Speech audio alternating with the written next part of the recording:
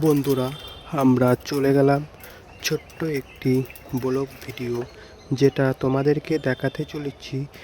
পুকুরের দিকে কত সুন্দর গাছপালা, আবহাওয়ার মধ্যে একটি ভিডিও করে নিলাম। আমার আবার ব্লগ ভিডিও করতে খুব ভালো লাগে। আমরা যখন গিয়েছিলাম পিকনিকের জায়গা খুঁজতে, স্পট, কোন জায়গাটা করব, এদিকটাও দেখছি। তার মধ্যে আমি আবার একটু সেলফি তুলে নিলাম, একটু ব্লগ ভিডিও বানাচ্ছি।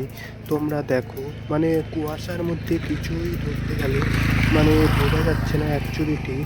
আর এদিকটাতে আবার গাছপালা সবুজে ঘেরা। আজকে যেহেতু আকাশটা মেঘলা, তাই রোদ্দুরও বোঝা যায় না। আর এটা হচ্ছে পিকনিকের স্পট, জায়গাটা এত সুন্দর যে রঘুনাথ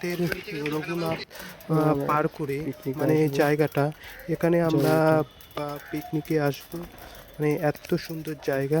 মানে তোমাদের কাছে যে ভিডিওটা আমি শেয়ার করছি যেভাবে, ওদিকে আবার গাছপালা, এদিকে আবার সর্ষা ক্ষেত বা জমিন এখানে লাগানো হয়, অর্থাৎ সর্ষা ক্ষেতগুলো নেই।